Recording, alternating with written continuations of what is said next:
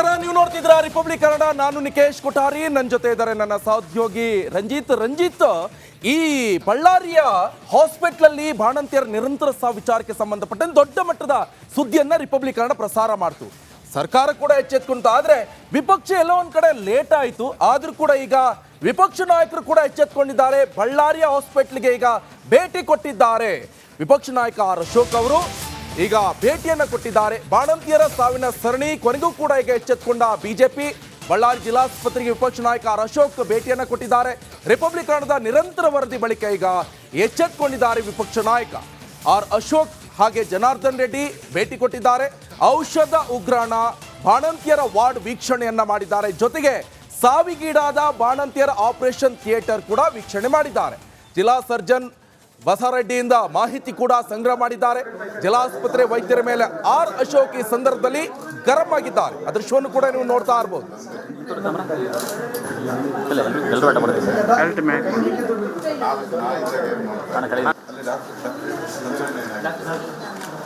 ಬಂದ್ ಮಾಡಿದ್ಯಪ್ಪ, ಬಂದ್ ಮಾಡಿರೋದ್ರಿಂದ ಇನ್ನೂ ಸಮಸ್ಯೆಗಳು ಜಾಸ್ತಿ ಅದೇ ಒಂದರಲ್ಲಿ ನಡೀತಾ ಇದೆ.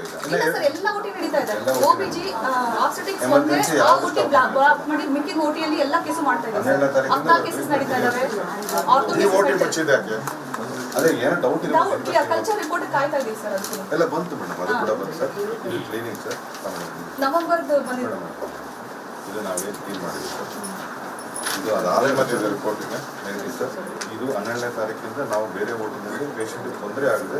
Doing daily delivery sir. ಇಷ್ಟೆಲ್ಲ ಡೆಲಿವರಿ ಸರ್, ಡೈಲಿ 9-10 ಸರ್. ನೋಡಿ, ಆಸ್ಪತ್ರೆಗೆ ಭೇಟಿ ನೀಡಿದ ಬಳಿಕ ಆರ್ ಅಶೋಕ್ ಅವರು ಸುದ್ದಿಗೋಷ್ಠಿಯನ್ನ ಮಾಡಿದ್ದಾರೆ. ಬಳ್ಳಾರಿಯ ಜಿಲ್ಲಾಸ್ಪತ್ರೆಯಲ್ಲಿ ಸರಣಿ ಬಾಣಂತಿಯರ ಸಾವು ಪ್ರಕರಣ ರಿಪಬ್ಲಿಕ್ ಕನ್ನಡ ನಿರಂತರವಾಗಿ ವರದಿ ಪ್ರಸಾರ ಮಾಡಿ ಆದ ನಂತರ ಮುಖ್ಯಮಂತ್ರಿಗಳು ಕೂಡ ಅದಕ್ಕೆ ಪ್ರತಿಕ್ರಿಯೆ ಕೊಟ್ಟರು. ವಿಪಕ್ಷ ನಾಯಕರು ಸ್ವತಃ ಬಳ್ಳಾರಿಯ ಜಿಲ್ಲಾಸ್ಪತ್ರೆಗೆ ಹೋದ್ರು. ಏನಾಯ್ತು ಅನ್ನೋದ್ರ ಬಗ್ಗೆ ದಾಖಲೆಗಳನ್ನು ಕೊಟ್ಟಿದ್ದಾರೆ. ನೋಡಿ, 10 ತಿಂಗಳಲ್ಲಿ ರಾಜ್ಯಾದ್ಯಂತ 111 ಜನ ಮಕ್ಕಳು ಡೆತ್ ಆಗಿದ್ದಾರೆ. ಜಿಲ್ಲಾಸ್ಪತ್ರೆಯಲ್ಲಿ 28 ಜನ ಬಾಣಂತಿಯರು ಸಾವನ್ನಪ್ಪಿದ್ದಾರೆ. ಸುದ್ದಿಗೋಷ್ಠಿಯಲ್ಲಿ ಆತಂಕಕಾರಿ ವಿಚಾರವನ್ನ ಬಹಿರಂಗ ಮಾಡಿದ್ದಾರೆ ಆರ್ ಅಶೋಕ್. ಎಲ್ಲಾ ಕೇಸ್ಗಳನ್ನ ಲೋಕಾಯುಕ್ತ ತನಿಖೆ ಮಾಡಬೇಕು ಅಂತೇಳಿ ಹೇಳಿದ್ದಾರೆ ಆರ್ ಅಶೋಕ್. ಮಕ್ಕಳು ಸಾವಾಗಿದೆ, ಎಂಟೈರ್ ಈ 111 ಮಕ್ಕಳು ಸಾವಾಗಿದೆ. 4 ಜನ ಬಾಣಂತಿಯರ ಸಾವಾಗಿದೆ. ದಾವಣಗೆರೆ ಎಲ್ಲ 28 ಒಟ್ಟು 28 ಬಾಣಂತಿಯರ ಸಾವಾಗಿರೋದು ಒಟ್ಟು. ಈ ಎಲ್ಲನೂ ಕೂಡ ನಾನು ವಿರೋಧ ಪಕ್ಷದ ನಾಯಕನಾಗಿ ನಾನು ಆಗ್ರಹ ಮಾಡ್ತಾ ಇದ್ದೀನಿ ಸರ್ಕಾರಕ್ಕೆ. ಇದೆಲ್ಲವನ್ನು ಲೋಕಾಯುಕ್ತ ತನಿಖೆಗೆ ಒಪ್ಪಿಸ್ಬೇಕು ಅಂತೇಳಿ ನಾನು ಸರ್ಕಾರಕ್ಕೆ ಆಗ್ರಹ ಮಾಡ್ತಾ ಇದ್ದೀನಿ. ಅವ್ರು ಒಪ್ಪಿಸಿಲ್ಲ ಅಂದ್ರೂ ಕೂಡ ನಾನೇ ಲೋಕಾಯುಕ್ತಕ್ಕೆ ಕಂಪ್ಲೇಂಟನ್ನು ಕೊಡ್ತೀನಿ. ನಾನು ಎಂಟೈರ್ ಈ 111 ಮಕ್ಕಳು ಸಾವಾಗಿದೆ. 4 ಜನ ಬಾಣಂತಿಯರ ಸಾವಾಗಿದೆ. ದಾವಣಗೆರೆ ಎಲ್ಲ 28 ಒಟ್ಟು 28 ಬಾಣಂತಿಯರ ಸಾವಾಗಿರೋದು ಒಟ್ಟು. ಈ ಎಲ್ಲನೂ ಕೂಡ ನಾನು ವಿರೋಧ ಪಕ್ಷದ ನಾಯಕನಾಗಿ ನಾನು ಆಗ್ರಹ ಮಾಡ್ತಾ ಇದ್ದೀನಿ ಸರ್ಕಾರಕ್ಕೆ.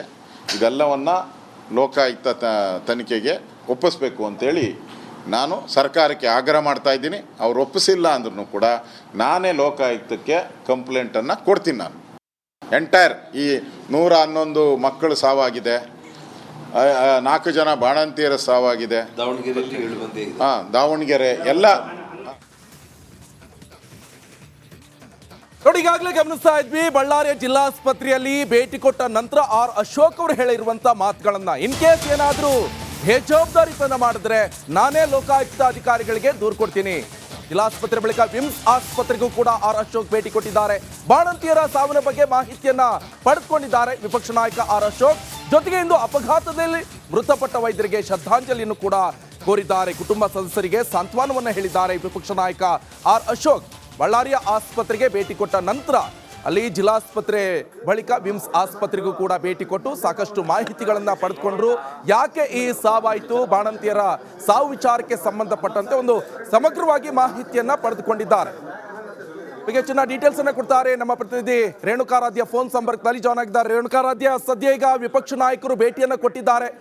ಇಲ್ಲಿ ಜವಾಬ್ದಾರಿ ನಾನೇ ತಗೊಳ್ತೀನಿ ಅಂತ ಹೇಳಿದ್ರು ವಿಪಕ್ಷ ನಾಯಕ. ಅವರ ಕರ್ತವ್ಯ ಆಕ್ಚುಲಿ ಇಲ್ಲಿ ಇನ್ ಕೇಸ್ ಏನಾದರೂ ಬೇಜವಾಬ್ದಾರಿತನ ಆದರೆ ತನಿಖೆಯಲ್ಲಿ ಲೋಕಾಯುಕ್ತಕ್ಕೆ ತಾನೇ ಒಂದು ಕಂಪ್ಲೇಂಟ್ ಕೊಡ್ತೀನಿ ಅಂತ ಹೇಳಿದ್ರು. ಸದ್ಯ ಈಗ ಏನು ಹೇಳಿದ್ರು ಮತ್ತು ಏನು ಆಗ್ತಾ ಇದೆ, ಅಧಿಕಾರಿಗಳು ಏನು ಹೇಳ್ತಿದ್ದಾರೆ?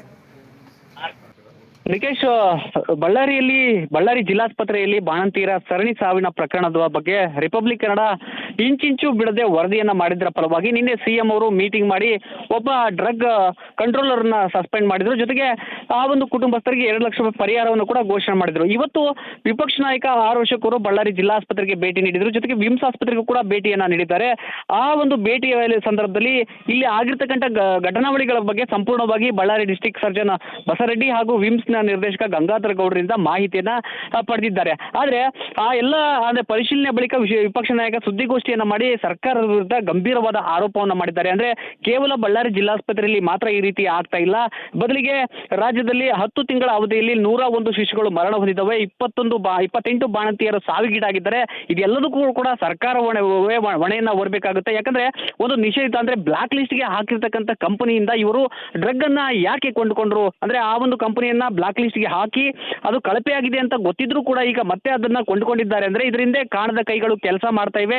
ಕೇವಲ 2 ತಿಂಗಳ ಹಿಂದೆ ಬಂದಿದ್ದ ಒಬ್ಬ ಡ್ರಗ್ ಕಂಟ್ರೋಲರ್ನ ಸಸ್ಪೆಂಡ್ ಮಾಡಿ ಸರ್ಕಾರ ಕೈ ತೊಳಿತಕ್ಕಂಥ ಕೆಲಸವನ್ನ ಮಾಡ್ತಾ ಇದೆ. ಇದನ್ನ ನಾವು ಒಪ್ಪೋದಿಲ್ಲ. ಸರ್ಕಾರ ಈ ಬಗ್ಗೆ ಸಮಗ್ರವಾಗಿ ಲೋಕಾಯುಕ್ತಕ್ಕೆ ತನಿಖೆಗೆ ಕೊಡಬೇಕು ಅಂತ ಹೇಳ್ತಾ ಇರ್ತಕ್ಕಂಥದ್ದು. ಅಂದ್ರೆ ಆರ್ ಅಶೋಕ್ ಅವರು ಇವತ್ತು ಹೇಳಿರ್ತಕ್ಕಂಥ ಅಂಶ ನಿಜಕ್ಕೂ ಬಹಳ ಗಂಭೀರತೆಯನ್ನ ಪಡೆಯುತ್ತೆ. ಯಾಕಂದ್ರೆ ಇದು ಕೇವಲ ನಿಮ್ಮೆಲ್ಲ ಮಾಹಿತಿಗೆ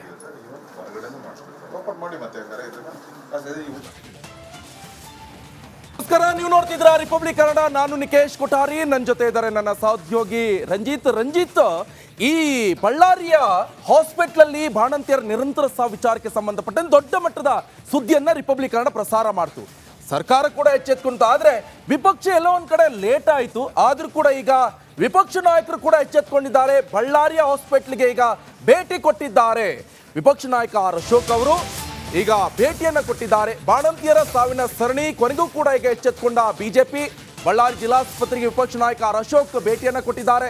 ರಿಪಬ್ಲಿಕ್ ಕನ್ನಡದ ನಿರಂತರ ವರದಿ ಬಳಿಕ ಈಗ ಎಚ್ಚೆತ್ಕೊಂಡಿದ್ದಾರೆ ವಿಪಕ್ಷ ನಾಯಕ ಆರ್ ಅಶೋಕ್. ಹಾಗೆ ಜನಾರ್ದನ್ ರೆಡ್ಡಿ ಭೇಟಿ ಕೊಟ್ಟಿದ್ದಾರೆ. ಔಷಧ ಉಗ್ರಾಣ ಬಾಣಂತಿಯರ ವಾರ್ಡ್ ವೀಕ್ಷಣೆಯನ್ನ ಮಾಡಿದ್ದಾರೆ. ಜೊತೆಗೆ ಸಾವಿಗೀಡಾದ ಬಾಣಂತಿಯರ ಆಪರೇಷನ್ ಥಿಯೇಟರ್ ಕೂಡ ವೀಕ್ಷಣೆ ಮಾಡಿದ್ದಾರೆ. ಜಿಲ್ಲಾ ಸರ್ಜನ್ ಬಸರೆಡ್ಡಿಯಿಂದ ಮಾಹಿತಿ ಕೂಡ ಸಂಗ್ರಹ ಮಾಡಿದ್ದಾರೆ. ಜಿಲ್ಲಾಸ್ಪತ್ರೆ ವೈದ್ಯರ ಮೇಲೆ ಆರ್ ಅಶೋಕ್ ಈ ಸಂದರ್ಭದಲ್ಲಿ ಗರಂ ಆಗಿದ್ದಾರೆ. ಅದೃಶ್ಯವನ್ನು ಕೂಡ ನೀವು ನೋಡ್ತಾ ಇರಬಹುದು.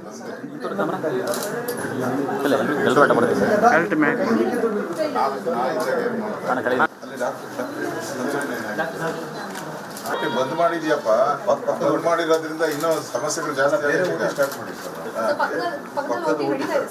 ಅದೇ ಒಂದರಲ್ಲಿ ನಡೀತಾ ಇದೆ. ಎಲ್ಲ ಓಟಿ ನಡೀತಾ ಇದೆ. OBG ಆಬ್ಸ್ಟೆಟಿಕ್ಸ್ ಬಂದ್ರೆ ಆ ಓಟಿ ಬ್ಲಾಕ್ ಮಾಡಿ ಮಿಕ್ಕಿದ ಓಟಿಯಲ್ಲಿ ಎಲ್ಲ ಕೇಸು ಮಾಡ್ತಾ ಇದ್ದಾರೆ. 14 ಕೇಸಸ್ ನಡೀತಾ ಇದಾವೆ. ಈ ಓಟಿ ಮುಚ್ಚಿದೆ ಯಾಕೆ? ಅದೇ ಏನೋ ಡೌಟ್ ಇದೆ. ಕಲ್ಚರ್ ರಿಪೋರ್ಟ್ ಕಾಯ್ತಾ ಇದೀವಿ ಸರ್. ಅದು ಎಲ್ಲ ಬಂತು ಮೇಡಮ್, ಅದು ಕೂಡ ಬಂತು ಸರ್. ಇದು ಕ್ಲೀನಿಂಗ್ ಸರ್, ನವೆಂಬರ್ದು ಬಂದಿದೆ. ಇದು ನಾವೇ ಕ್ಲೀನ್ ಮಾಡಿದ್ವಿ ಸರ್. ಇದು ಅದಾದ ಮತ್ತೆ ರಿಪೋರ್ಟ್ ಇದೆ ಸರ್. ಇದು 12ನೇ ತಾರೀಕಿಂದ ನಾವು ಬೇರೆ ಓಟಿನಲ್ಲಿ ಪೇಷಂಟ್ಗೆ ತೊಂದರೆ ಆಗಿದೆ. Doing daily delivery sir. ಇಷ್ಟೆಲ್ಲ ಡೆಲಿವರಿ ಸರ್. Daily 9-10 sir. ನೋಡಿ, ಆಸ್ಪತ್ರೆಗೆ ಭೇಟಿ ನೀಡಿದ ಬಳಿಕ ಆರ್ ಅಶೋಕ್ ಅವರು ಸುದ್ದಿಗೋಷ್ಠಿಯನ್ನ ಮಾಡಿದ್ದಾರೆ. ಬಳ್ಳಾರಿಯ ಜಿಲ್ಲಾಸ್ಪತ್ರೆಯಲ್ಲಿ ಸರಣಿ ಬಾಣಂತಿಯರ ಸಾವು ಪ್ರಕರಣ ರಿಪಬ್ಲಿಕ್ ಕನ್ನಡ ನಿರಂತರವಾಗಿ ವರದಿ ಪ್ರಸಾರ ಮಾಡಿ ಆದ ನಂತರ ಮುಖ್ಯಮಂತ್ರಿಗಳು ಕೂಡ ಅದಕ್ಕೆ ಪ್ರತಿಕ್ರಿಯೆ ಕೊಟ್ಟರು. ವಿಪಕ್ಷ ನಾಯಕರು ಸ್ವತಃ ಬಳ್ಳಾರಿಯ ಜಿಲ್ಲಾಸ್ಪತ್ರೆಗೆ ಹೋದ್ರು. ಏನಾಯ್ತು ಅನ್ನೋದ್ರ ಬಗ್ಗೆ ದಾಖಲೆಗಳನ್ನು ಕೊಟ್ಟಿದ್ದಾರೆ. ನೋಡಿ, 10 ತಿಂಗಳಲ್ಲಿ ರಾಜ್ಯಾದ್ಯಂತ 111 ಜನ ಮಕ್ಕಳು ಡೆತ್ ಆಗಿದ್ದಾರೆ. ಜಿಲ್ಲಾಸ್ಪತ್ರೆಯಲ್ಲಿ 28 ಜನ ಬಾಣಂತಿಯರು ಸಾವನ್ನಪ್ಪಿದ್ದಾರೆ. ಸುದ್ದಿಗೋಷ್ಠಿಯಲ್ಲಿ ಆತಂಕಕಾರಿ ವಿಚಾರವನ್ನ ಬಹಿರಂಗ ಮಾಡಿದ್ದಾರೆ ಆರ್ ಅಶೋಕ್.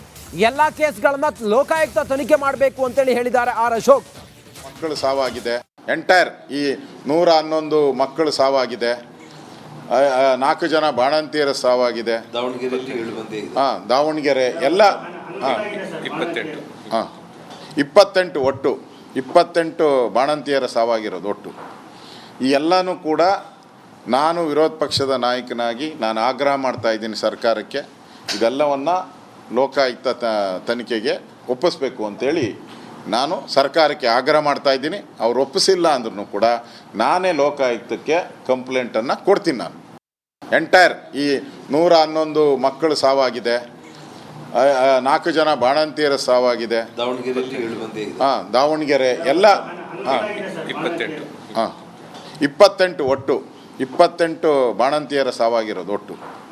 ಈ ಎಲ್ಲನೂ ಕೂಡ ನಾನು ವಿರೋಧ ಪಕ್ಷದ ನಾಯಕನಾಗಿ ನಾನು ಆಗ್ರಹ ಮಾಡ್ತಾ ಇದ್ದೀನಿ ಸರ್ಕಾರಕ್ಕೆ, ಇದೆಲ್ಲವನ್ನು ಲೋಕಾಯುಕ್ತ ತನಿಖೆಗೆ ಒಪ್ಪಿಸ್ಬೇಕು ಅಂತೇಳಿ ನಾನು ಸರ್ಕಾರಕ್ಕೆ ಆಗ್ರಹ ಮಾಡ್ತಾ ಇದ್ದೀನಿ. ಅವ್ರು ಒಪ್ಪಿಸಿಲ್ಲ ಅಂದ್ರೂ ಕೂಡ ನಾನೇ ಲೋಕಾಯುಕ್ತಕ್ಕೆ ಕಂಪ್ಲೇಂಟನ್ನು ಕೊಡ್ತೀನಿ. ನಾನು ಎಂಟೈರ್ ಈ 111 ಮಕ್ಕಳು ಸಾವಾಗಿದೆ, 4 ಜನ ಬಾಣಂತಿಯರ ಸಾವಾಗಿದೆ, ದಾವಣಗೆರೆ ಎಲ್ಲ